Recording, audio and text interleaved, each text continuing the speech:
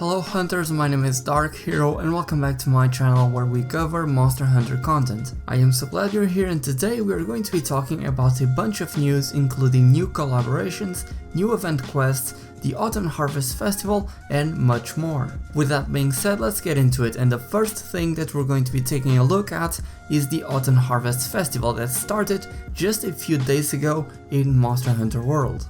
Be sure to log in every day to get your harvest tickets. With them, you will be able to get some fireworks, but more importantly craft the Harvest Armor set and the Harvest Layered Armor, as well as the Ghost Palico Armor. Additionally, two new event quests have been added to Monster Hunter World. Completing the Royal Pain event quest will let you craft the Layered Armor for the Mossfine Mask and the Feline Foe Mask.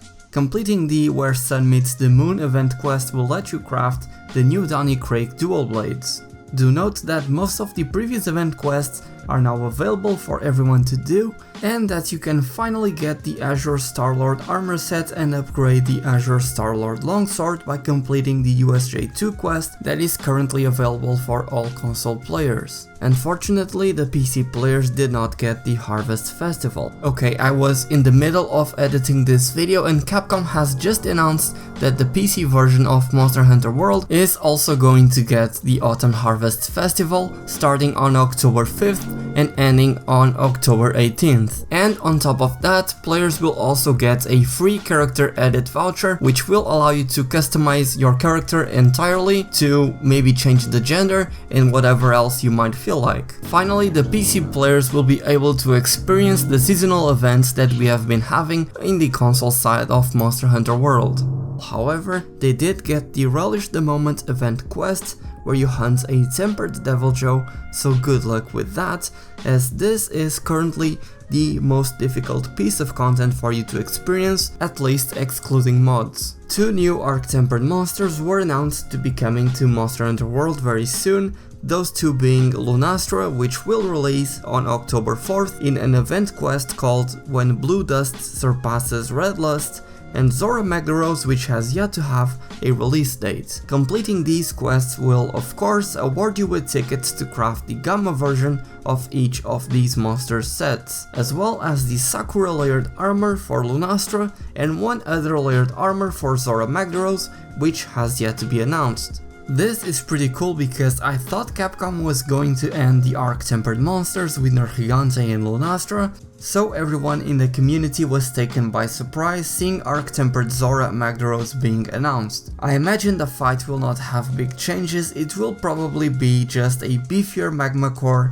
with more health that deals more damage, and not much else is going on. After all, Zora Magdaros is the most disappointing monster and hunt in the whole game. Capcom hyped the hell out of Zora through trailers and other promotional materials, and even throughout the story, and in the end it's just a boring fight. But hey, at least this opens up the possibility for us to get an Arc-Tempered Xeno'jiiva or Kulve Taroth, and I'm personally excited to see what those turn out to be. I know a lot of people are disappointed with Monster Hunter World and how Capcom has been giving us all these Arc-Tempereds when we all want a brand new monster, but perhaps the developers are holding back content so they can give us a meaningful addition to the game, perhaps an expansion even, who knows at this point. Here's hoping that's the case. Either way, it's cool that we are getting free updates, plus we might even get to see an Arc-Tempered Teostra show up during the Arc-Tempered Lunastra hunt,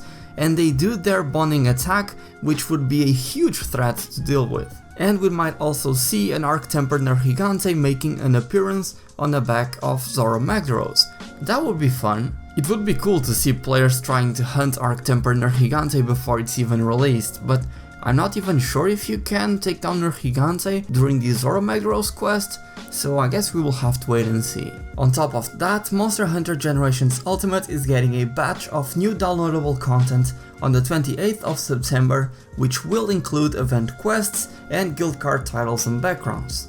Exactly what kind of event quests will they be has yet to be announced, so we have to wait for September 28th. This is fantastic because we already have a ton of content in the game, and by the looks of it there is a lot of DLC that was present in Monster Hunter Double Cross and is still missing in Generations Ultimate, so we have plenty to look forward to. Again, the game is massive. I have just gotten into G rank and I still have a lot of things to do, as I imagine many of you guys have as well if you have the game, so I guess I won't stop playing this game anytime soon. Next up, Capcom announced alongside the Monster Hunter Frontier ZZ updates that a collaboration between Monster Hunter Frontier and Phantasy Star Online 2 was coming soon, and new details have been revealed at Tokyo Game Show 2018.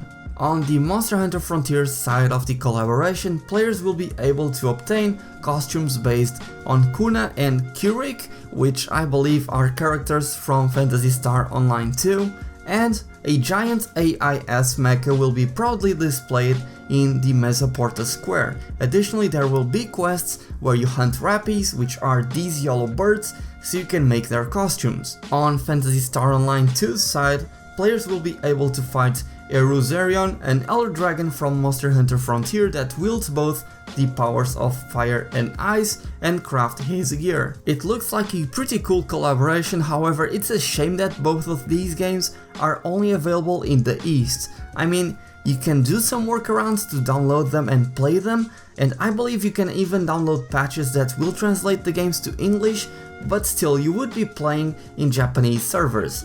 That being said, I really do hope that these two games will eventually get a release in the West.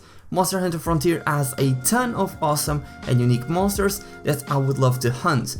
For example, we have Eruzerion, a monster that I spoke about earlier, which is essentially Todoroki in Monster Hunter that controls both fire and ice. You have Diorekuzu, which is essentially a thunder version of Tigrex, which looks so menacing and powerful. And you even have a Diablos that looks like a straight up Diablo, a representation of Satan in Monster Hunter. On top of all of that, they also have the Zenith species of monsters, and they even have new weapons. There are the Tonfas, which are these badass fluid martial arts type of weapons, and they are also getting a brand new weapon called the Magnet Spike, which is very extra, that has a slashing mode and an impact mode and allows you to pull yourself towards a monster and away from the monster you are fighting. And is dropping with the ZZ update, which drops on September 26th. Honestly, I get very jealous whenever I see some Frontier gameplay, and it's not like the West consumers are not fond of the Monster Hunter franchise.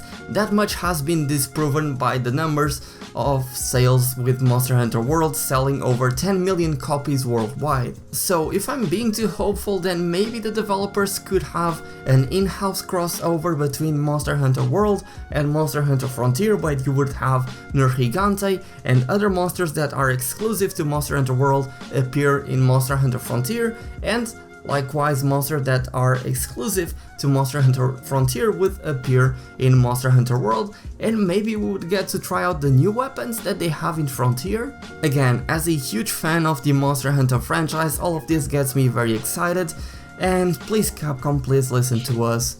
We want Frontier in the West. As for Phantasy Star Online 2, I've been a fan of the Phantasy Star franchise since Phantasy Star Portable 1 and 2 back on the PSP. I have some really fond memories of playing these games when I was younger, and I'm sure there are plenty of fans here in the West, so please Sega, please listen to us. I'm positive Phantasy Star Online 2 would be a success over here in the West. And finally, Capcom has now released the smartphone version of Monster Hunter Stories in the West for iOS via the App Store and Android via Google Play for $20. This is of course a port of the 3DS title. Japan has already had the smartphone version for some time now, so this was sort of expected, though I would have liked to have seen a port for the Nintendo Switch. Anyways, you can try the Monster Hunter Stories The Adventure Begins demo for free to see if you would like to purchase the game.